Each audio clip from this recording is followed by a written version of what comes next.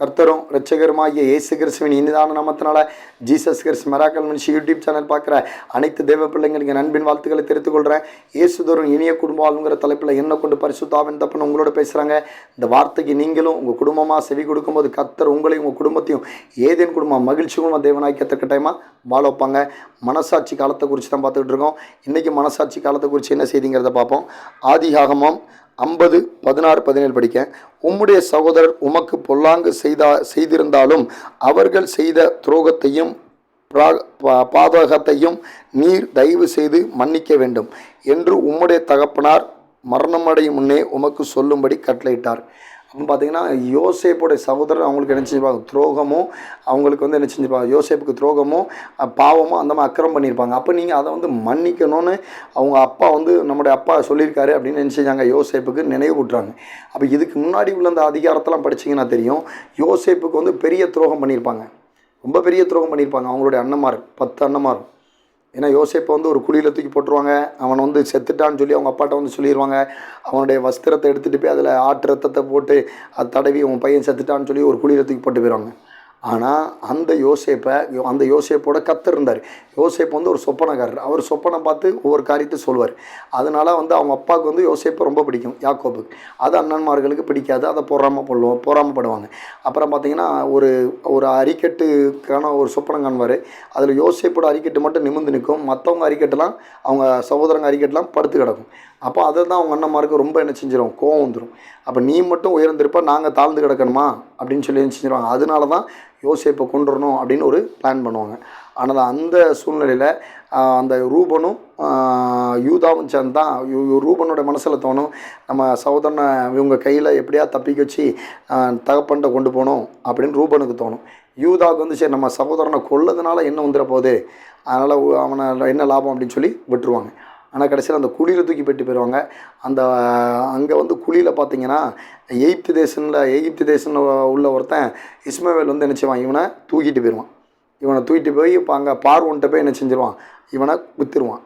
எகிப்து தேசத்தில் ராஜா பார்வோன்ட்ட விற்றுருவான். அங்கே பார்வோன்ட்ட வந்து யோசேப்பு அங்கே இருந்து யோசேப்பு வந்து என்ன செய்வான், அங்கே அந்த பார்வோன் ராஜாக்குள்ளே காணக்கூடிய எல்லா சொப்பனத்தில் உள்ள அர்த்தத்தை சொல்லி அது மூலிமா கர்த்தர் இவனை ஆசீர்வதித்து உயர்த்தி அந்த எகிப்தில் பார்வோனுக்கு அடுத்த ஒரு ஸ்தானத்தில் யோசேப்பு இருப்பான்.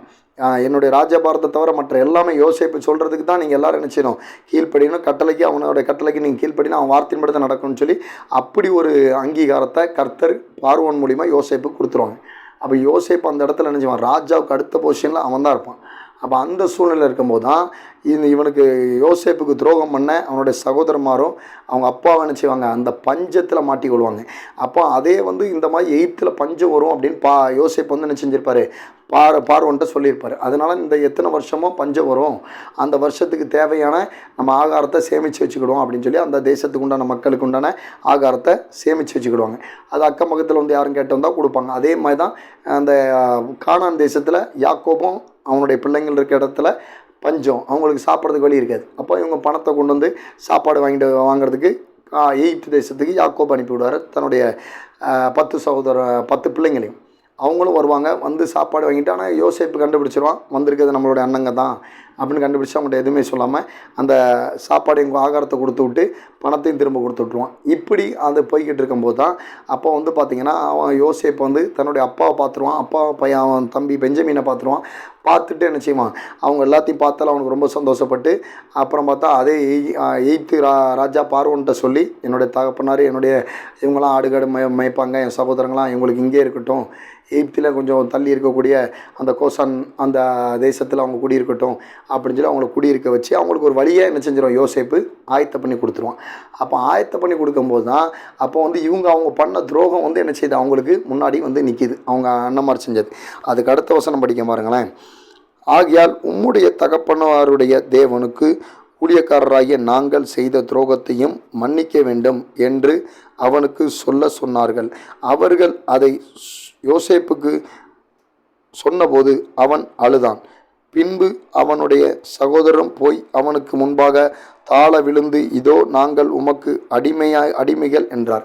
அப்போ இவனுக்கு துரோகம் பண்ணாங்க அண்ணன்மாரு. அவங்க என்ன செய்கிறாங்க, நாங்கள் வந்து உங்களுக்கு அடிமை அப்படின்னு அவங்க யோசேப்பு முன்னாடி அவங்க அண்ணன்மாரெலாம் தன்னை தாழ்த்துறாங்க. தாழ்த்தி நாங்கள் உங்களுக்கு துரோகம் பண்ணோம், உன்னை குழியில் போட்டோம், உனக்கு அநியாயம் பண்ணோம் அப்படின்னு என்ன செய்கிறாங்க, தன்னை தாழ்த்தி என்ன செய்கிறாங்க, அவனுக்கு அடிமையாக இருக்கிறோம் அப்படின்னு சொல்லி என்ன செய்கிறாங்க, அவங்க போய் அவன்கிட்ட மன்னிப்பு கேட்குறாங்க.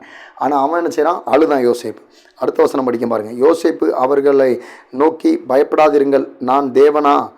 நீங்கள் எனக்கு தீமை நினைத்தீர்கள், தேவனோ இப்பொழுது நடந்து வருகிறபடியே வெகு ஜனங்களை உயிரோடே காக்கும்படி அதை நன்மையாக முடிய பண்ணினார்.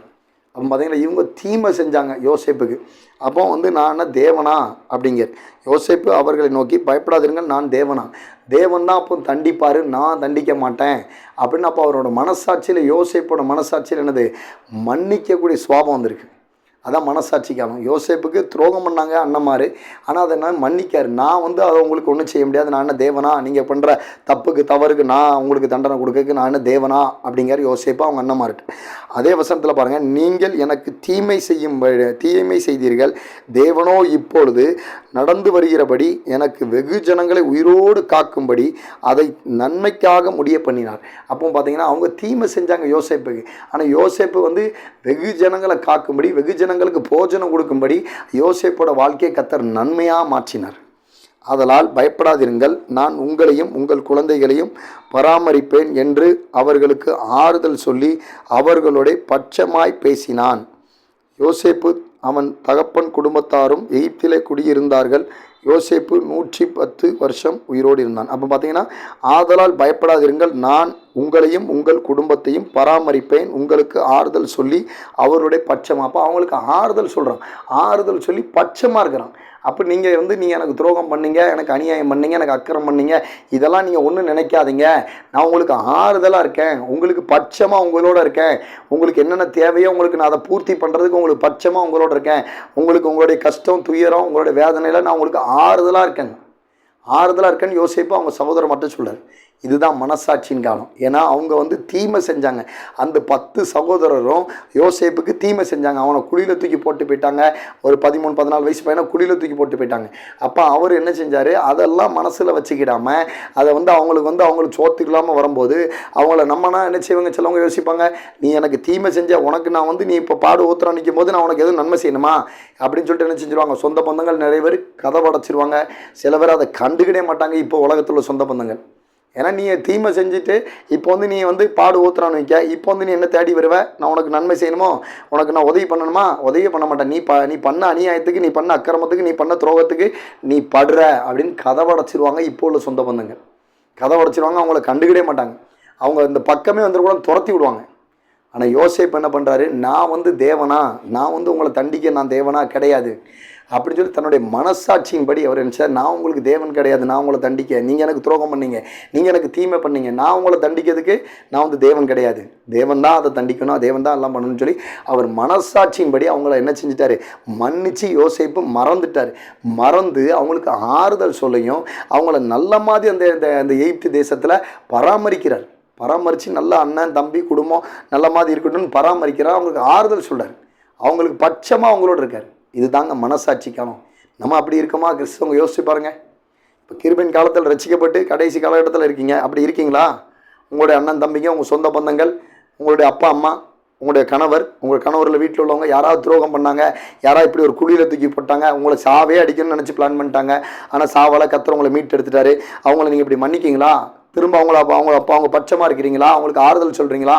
அவங்களுக்கு உதவி செய்கிறீங்களா? யோசிச்சு பாருங்க. வீடியோ பார்த்துட்டு இருக்க சகோதர சகோதரி யோசிச்சு பாருங்கள். அப்படி இருக்கீங்களா?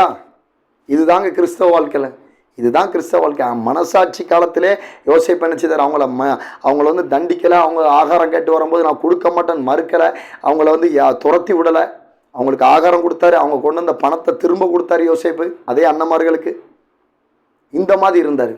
இதுதான் உண்மையிலே என்னது மனசாட்சி காலம் யோசேப்பு பண்ணுது. இப்போ நான் உங்களுக்கு உண்மையான சாட்சி சொல்கிறேன்.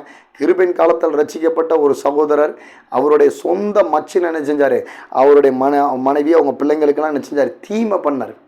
கெட்ட சக்தி வச்சு தீமை பண்ணி பிள்ளைங்களை பைத்தியமாக்கி அவங்க வீட்டில் 2 உசுறு போய் இவ்வளோ தீமை பண்ணார். ஆனால் தீமை பண்ண அதே மச்சினை உடம்பு முடியாமல் படுத்து கிடந்தார். ஆனால் இவர் கிறிஸ்தவ வாழ்க்கை வாழ ஆரம்பிச்சிட்டார். ஆண்டவருக்குள்ள வந்துட்டார். குடும்பம்லாம் இந்துலேருந்து ரசிக்கப்பட்டவர் தான் ஆண்டவருக்குள்ள வந்துட்டார். இது உண்மையாக நடந்த சாட்சி. இது அவங்க பொண்ணு கூட இதை கேட்டுகிட்டு இருப்பாங்க. இப்போ கடைசியில் பார்த்தீங்கன்னா அவர் என்ன பண்ணார், அதே மச்சினனுக்கு உடம்பு முடியாமல் கையால் வழங்காமல் படுத்துட்டார். அவர் தான் உங்களுக்கு தீமை பண்ணது ஃபுல்லாகவே. ஆனால் இவர் என்ன செஞ்சார், அவரை போய் அவங்க பொண்ணு எப்பா வேண்டாம், அவர் எவ்வளோ தீமை பண்ணியிருக்கார், இவ்வளோ கெடுதல் பண்ணியிருக்காரு, நீ போக வேண்டாம்ப்பான்னு அவங்க பொண்ணு எவ்வளோ தடுத்துருக்கான்.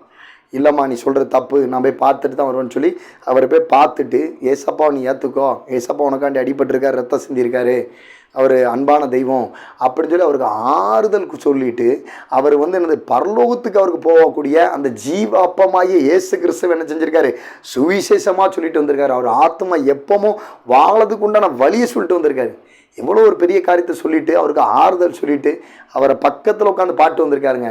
இது தாங்க உண்மையில கிருபையின் காலத்தில் ரட்சிக்கப்பட்ட கிறிஸ்தவங்க வாழ்கிற வாழ்க்கைக்கு உண்டான உண்மையான சாட்சி. ஏன்னா ஏசப்பா ஒரு கணத்தை அடித்தா மறு கணத்தை காட்டுன்னு தான் சொல்லியிருக்காங்க. அப்போ நீங்கள் அப்படி வாழ்கிறீங்களா? கிறிஸ்தவங்க இப்போ கிருபையின் காலத்தில் ரட்சிக்கப்பட்டவங்க இப்போ வாழ்ந்துட்டு இருக்கோம், அப்படி வாழ்கிறீங்களா? இந்த அன்பு சகோதரர் இந்த மாதிரி வாழ்ந்து பெரிய ஆச்சரியங்க. யாரும் சொன்னால் நம்ப மாட்டாங்க. இது உண்மையில அவர் வாயினால என்கிட்ட சொன்ன உண்மை. இந்த மாதிரி இருக்கீங்களா? யோசேப்பு இதே மாதிரி தான் என்ன செஞ்சார், சொந்த சகோதரங்களை மன்னிச்சு அவங்க பட்சமாக இருந்து என்ன செஞ்சார், அவங்களுக்கு ஆறுதல் சொல்லி அதே அவர் இருக்கக்கூடிய அந்த செழிப்பான தேசத்தில் அவங்களுக்குன்னு ஒரு வாழ்க்கையை அமைச்சு கொடுத்தாரு. நல்ல மாதிரி சகோதரங்க வாழட்டும், அவங்களுக்கு என்னென்ன தேவையோ அதெல்லாம் அமைச்சு கொடுத்தா அவங்க தொழிலை பார்க்கக்கூடிய அளவுக்கு அவங்களுக்கு என்ன செஞ்சார், அமைப்பு அமைச்சு கொடுத்தாரு. மனசில் எதையுமே வைக்கலை. ஏன்னா தண்டனை கொடுக்குறது தேவன் ஒருவர் தான். மனசாட்சியின்படி நம்ம சகோதரன் தானே செஞ்சுட்டு போகிறாங்க, நீங்களோ தீமை நினச்சிங்க, ஆனால் இது தேவனோட திட்டம் அப்படின்னு யோசிச்சு பண்ணிச்சா. தேவனோட திட்டம் நாங்கள் வரணும், இங்கே இந்த மாதிரி இருக்கணும் அப்படின்னு தேவனோட திட்டங்க. அப்போ நம்ம அப்படி இருக்கோமா? நம்மளுடைய சொந்த சகோதரி நமக்கு ஏதாவது தீமை செஞ்சுட்டா வச்சுட்டா அவங்கள மன்னிக்கிங்களா? மன்னிச்சு அவங்கள்ட்ட ஒப்புரவாகிறீங்களா? அவங்களுக்கு அன்பு செலுத்துறீங்களா? அவங்களுக்கு ஆறுதல் சொல்கிறீங்களா? அவங்களோட தேவைகளை சந்திக்கிங்களா? அவங்களுக்கு சமாதானம் சொல்கிறீங்களா? ஏன்னா மனசாட்சி காலத்திலே யோசேப்பு அப்படி இருந்திருக்காரு. அப்போ கிருபையின் காலத்தில் ரட்சிக்கப்பட்ட நீங்கள் எப்படி இருக்கணும்? அவங்க ஒரு கணத்தை அடித்தால் நீங்கள் திரும்ப போய் அவங்களுக்கு என்ன செய்யணும், அன்பு செலுத்தணும், அவங்கள உபசரிக்கணும், அவங்களோட தேவையை சந்திக்கணும், அவங்களுக்கு ஆறுதல் சொல்லணும். இதுதான் கிருபையின் காலத்தில் ரட்சிக்கப்பட்ட நீங்கள் உங்களுடைய சுவாபமே.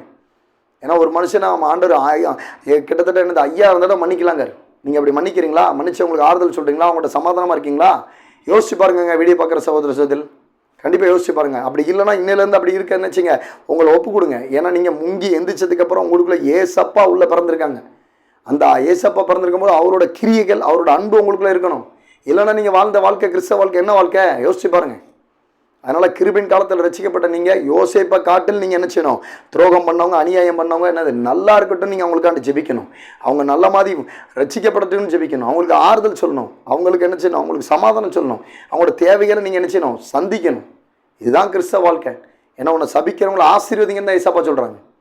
இந்த மாதிரி இல்லைன்னா நம்ம அப்படி இருக்கேன்னு செய்யுங்க, அவங்கள மாற்றுங்க. இதான் நீங்கள் கிருபை காலத்தில் ரட்சிக்கப்பட்டு இப்போ கடைசி காலத்தில் இருக்கிறதுக்கு உண்டான அடையாளம். கர்த்தர் தாமே இந்த வார்த்தையின் மூலிமா உங்களோட கூட பேசியிருப்பாங்க. நீங்கள் கர்த்தரால் ஆசீர்வதிக்கப்பட்ட தேவ ஜனங்கள்.